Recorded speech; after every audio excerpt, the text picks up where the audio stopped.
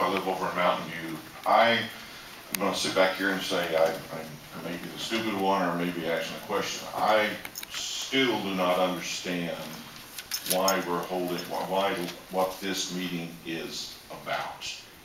Land use, what is, can I get just a little bit more understanding of why we, and a gun store and land use are here? I don't understand. Sure, I'll give it another shot for you. Thank you. And it's probably not you, it's likely me. But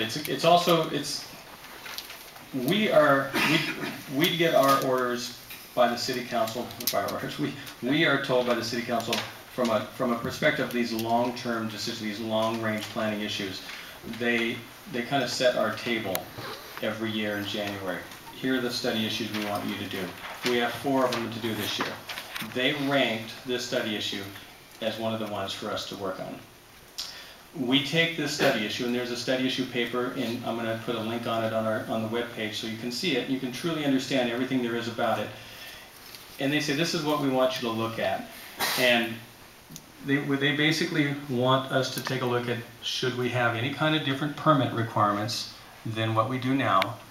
And should there be any kind of locational requirements? Some cities, I noticed, they're not a lot, but some cities do say you have to be within a certain distance of a school or residential or a daycare. Should we have anything like that as a part of our code? They're asked us to look at that. This is like a fact-finding meeting for us. It's a chance for you to hear what we're doing and get some feedback from you in the process towards doing that, which will be done in September. Does that? Specifically for a gun store, though. That's the specific. It's only about sales. It's firearms sales businesses. That's all. That's all. Yeah. Does that help? Thank you. Okay. Hi, my name's Dave Hansen. I'm a chaplain, also a Sunnyvale resident here, former police officer. My wife is a preschool teacher at Sunnyvale Christian School, which is diagonally across from U.S. Firearms. My children attend that school. I'm also a firearms enthusiast. I've been called in by Bay Area agencies as a firearms instructor, as well as a firearms professional for identifications of different firearms used in different crimes. In terms of the school's point of view, it's just another retail establishment. The officer's time, and I'm not speaking specifically for Sunnyvale, but 44% of their time on average is spent doing traffic-related tasks, accidents and such. And this is per year. 0.08% of their time is anything firearms related. So I don't think it poses a threat, especially to the school, especially with all the federal and state licensing process that they need to go through. Great, thanks for your input. Hi, is this on?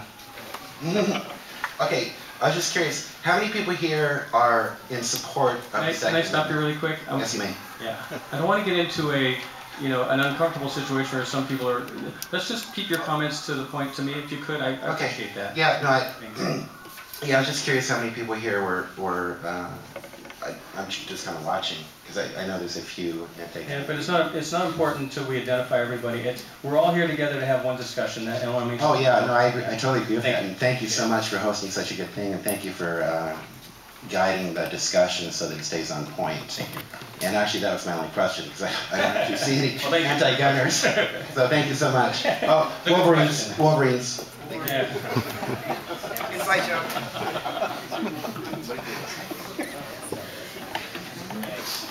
Yeah, my name's Rich Boardman. I've lived in Sunnyvale for 12 years, and I wasn't originally born here.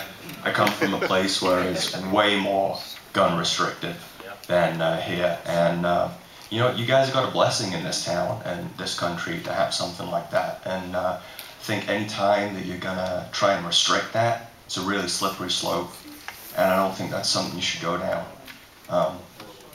You know, that'd be a sad thing. I've been in U.S. Firearms, I've met the guys, you know, they're committed to educating the people in this town. You know, been in there with some of my buddies' sons, young guys, and they're just, you know, committed, want to educate them, teach them right from wrong when it comes to these things, and you know, I think that's a positive thing. I don't think you guys need to negatively impact that at all. So I would say that's not a good road to go down. Great, thank you. And I thought for sure you're from Sunnyvale, your home. Gentleman in the green. Yeah. Hello, Andy and Andy. I'm so glad that you came to my business and talked to me. My name's John Gosens, and I own a business in Sunnyvale, and I'm an FFL holder for 12 years. And I would like to respect the comment of my fellow citizen here about a public safety issue. I wasn't aware there was a public safety issue. From what I heard from you, sir, was this is about land use. This gentleman posed a fantastic question about, was it in particular to firearm sales?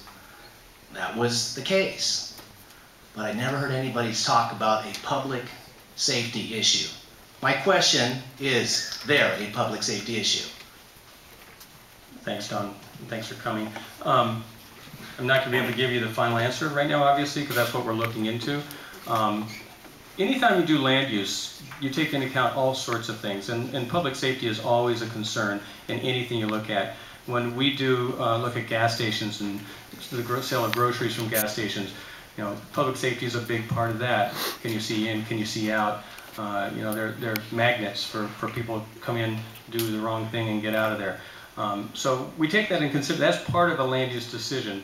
But the point of what they're trying to say is, it really is. It's not a public safety study issue. It's a planning study issue, and they want to look at the location and criteria for firearm sale businesses, and that's the definition of the study. Who's next? We have another 15 minutes, so again, try to keep it short so we can get as many people a chance to speak. And you're on the hook to go short. As a parent, this issue of safety and the role of the gun shops is very important to me.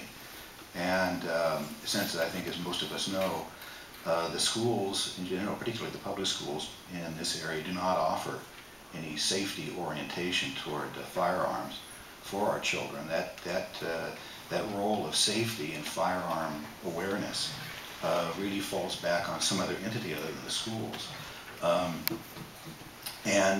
I think we also realize that by cloaking children in ignorance, that is not the way to have kids know how to behave around firearms or what to do when they encounter one, whether legally or illegally.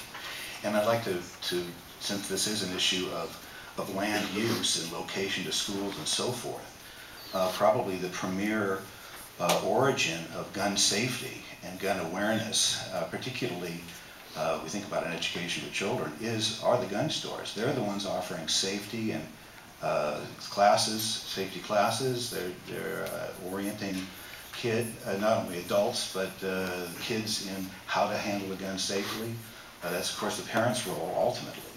But where do parents go if, for example, if a parent needs to know how to safely handle a firearm, particularly in an up-to-date situation? The parents have to go to an instructor. Where are they going to find the instructor? The instructors are at the gun stores. They're not in our schools. They're not going to find that in the library. They're going to go to the gun stores to get the safety. And that's where the kids are going to go with their parents to learn the safety of it. Okay. And so that is, I think, something that should be key in our thinking about the role of the gun store. Great. Thank you for your comment. Who's next? This gentleman here, I know you've been trying. Hi, my name's Bob Hodges. I've been a resident and a homeowner in Sunnyvale for 32 years. And I submitted my remarks knowing that we wouldn't have much time. But I just had a question. And I know the City Council is very influenced by what other California communities have done on this matter. And I think you told me as well that are looking seriously at that. And I did as much as you can do on the internet and dug into a few. But it seems to me the key question there is that in that particular aspect of you look at this issue is to not just see what other communities have done, but to identify a clear benefit, public safety, as well as a cost. Layering another set of requirements on the city, for any conditional use of property that's not covered by federal and state law, you know, it seems like, well, let me just ask the question, that is that the intent, is to not just identify what other communities have done, but have an explicit benefit statement derived out of what those actions are, those communities that have done that? I just want to say that's two questions, so. I can't answer it once, so I got to do it two different ways. But thank you, and I do appreciate the conversation we had the other day. Every city, if you spend any time looking at zoning ordinances, you're going to see the same thing in a lot of ordinances. A lot of city planning is copying. Not us, of course, but other cities. So no, you do find that cities look to other cities and how they've addressed the issue. We obviously look at that. I mean, we had a study issue, and a good friend of mine's over here is the medical marijuana study issue that we debated, and there was a lot of discussion about it. And the one thing I want to tell you is, I think even at the end of the day of that study issue, everyone went away feeling like they had a chance to be heard, and it was a fair process. And I'm going to promise you that we're going to do the same in this. But we did take into consideration what other cities have done. But at the end of the day, we did what we thought was right for Sunnyvale. We presented to the city council what the city council had. They had options so that they can make the decision.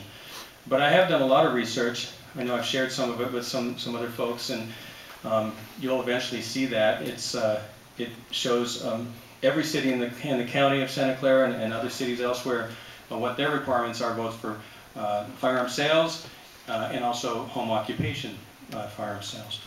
And that information we've definitely taken that into consideration. The second part of your question is actually probably, to my thinking, the best question, and it's something that in the last week I think I've just evolved to a point where it's really got into my head of saying, and we had a planning commissioner ask the same question: how do you qualify success in this study issue? How do you know if you've addressed the issue? How do you know when you've really hit the nail on the head? Is there an issue? Can you identify the issue, and can you identify a solution to whatever that issue is, or if it's a problem, a solution to that problem? That's what we're working on, and we're going to do everything we can to be real fair in how we can present that and how we can come up with some options that eventually the city council will make that determination, but our job is to give them as many options that make sense as possible. So thank you for your question. Hello. I have kind of a statement. I think one of the things that makes this country great is our free market system. And the thing I don't want to see happen is that the home FFLs get basically forced out of their home. If they're not allowed to keep their FFL license and not allowed to do business in their home, they're going to either lose the license or have to leave the city. And I think that's very unfair if that does come to pass. So I would urge you to make sure that they are not abused by any conditional use permit. Thank you. Thank you. I just want to say that in my opinion, if you look in the people that operate these in Sunnyvale I found them very impressive. I think they do a good job. They are. I think we've seen a real uptick in people doing home businesses as the economy has gotten harder. People can't afford offices. Maybe they got laid off. They're doing more work from their home. It is something we recognize, and we're certainly not going to be in the mood to see what we can do to make that more difficult. In some cases, that's the best and only option some people have. So I appreciate that comment. We have 10 minutes left, so I ask you again to be really succinct if you could be. My name is Joe, and I noticed that the statement that my wife made was not put on board there, and that was about whether you were going to regulate any other tool shops as well, or if it was going to be just targeted at this firearm location, shop over here at this location. And also a statement about what you said earlier about this not being a Second Amendment issue, and obviously it is. The minute firearms get brought up in any discussion, it's a Second Amendment issue. And it's also, just for everybody, for the record, it's also a civil rights issue. It's just for everybody to understand that it's not just a constitutional right, but it's a civil rights issue. Thank you. Who's next? Sorry, way over. Oh, actually, much good. Hi, Andy. Andy, nice to see you again. Brian David, I'm a resident of Mountain View. I'm the current indoor state champion with the pistol. I'm also a two-time outdoor state champion, and I've been shooting competitive pistols since I was 15 years old. I belong to the Sunnyvale Rod and Gun Club. We use Sunnyvale's name because that's where our P.O. box is. Always wondered about that. Yeah, it's in the hills. The club is actually in Cupertino, but when the club was, before I was born, early 60s, Sunnyvale was pretty much Cupertino back then, or at least Cupertino didn't exist. A land issue. I've been dealing with land issue items for the last 2 years, trying to get a business going. Like Andy said, in the medical cannabis thing. Sunnyvale was moving ahead with this, but then stalled out because of the, I want to say the people of Sunnyvale did not want that use in their town.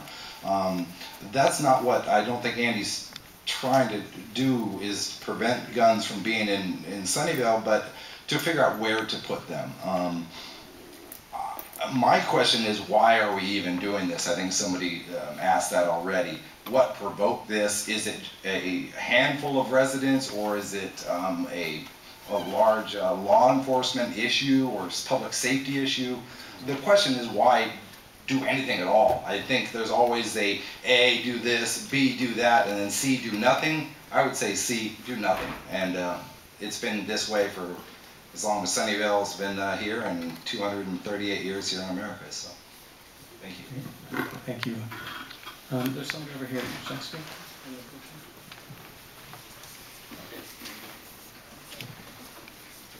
Hi, my name is Nick Van Fossen. I'm from Petaluma, but sometimes I work down here in Sunnyvale, like today. Gotta get the city right.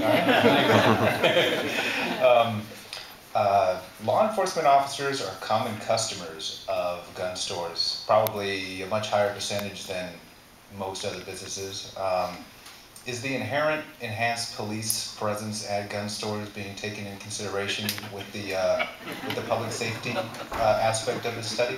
I probably, we're not going to take a poll and ask the businesses, everyone who's, your customer, but I think it's an understood fact that does occur. Yeah. I would think that there's just higher police presence already, and that should be taken into consideration. Okay. Thank you. Yeah, we have 5 minutes left. How many people would like to speak so I can, you guys are done. Oh, now of course you all want to raise your hands. Seriously, we probably have time for say 6 more, so if we do 3 on a side, and please make it quick, maybe we can get a few more people in there. I think I can make this quick. Thank you. My name's Lynn Manginelli. I've lived down here since 1993. I'm actually within walking distance of the most recent store opening.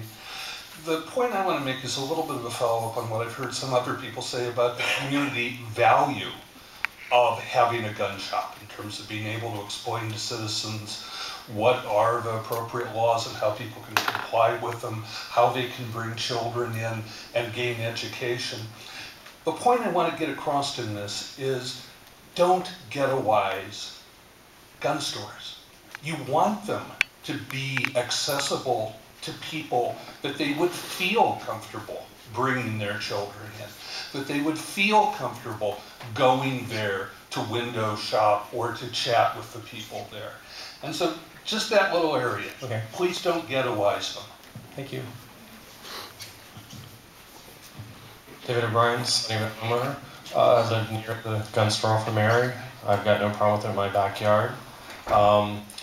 My understanding is moving forward with this study will cost Sunnyvale roughly $30,000. Can I address that? That's part of the question. Yeah, I kind of got that. I heard a little bit of that, and that's wrong. The way that these study issues, and I'm sorry to interrupt, I interrupted you and I told everyone not to do that, but the way these study issues are done is our budget has a certain number of hours to do study issues. When they come through, the council ranks these, we draw the line. We say we have this many hours to do this many study issues. When we say we have 100 hours or 300 hours to do a study issue, that's the staff time. There's not an additional cost. We're not using any consultants. We're doing this all on staff time. So that cost is already budgeted, and it's certainly not $30,000. Otherwise, I'm just do a big raise because I'm doing most of the work and I'm not getting that much money. So that's something that's just is not true. And There's still other issues that you could spend the time on. So there is a cost to the study that otherwise could be used to subsidize the pottery folks that caused all the commotion at the last city council meeting. So it seems to me, I appreciate that, and I hope you understand that the council decides which ones we're working on, and those are the ones we're working on. So seems the money could be better spent. thanks. Okay, one more over here, and then we're going to jump over. And I'm sorry, really quickly, those that didn't get a chance to speak, fill these out. Or send me an email. I really want to hear what you have to say. We just have limited time, so, sir. I live in a neighboring community. My question is, what really brought about the inception of this study? How many complaints were there? Are those public record? Can those be viewed? How many city council members were in favor of doing this study? How many were not? And my concern is that the actions of the city council could pose a dangerous precedent for other cities in restricting gun sales. Okay, I can definitely answer that question for you. If anyone has the interest, you can go on to the website, the city website, and it shows there's a whole page for the study issue process. And the study issue process, it tells you all of the study issues that we had on our list. I think we had 13 this year. They chose to defer some, drop some, and then they chose 4 to rank. They then ranked those 1 to 4. They made the decision, the Planning Commission made the decision to sponsor the study issue, and the City Council chose to rank it. It wasn't through, Public Records Act, so you can definitely ask for any information, but it wasn't anything from a particular group or a number of particular groups.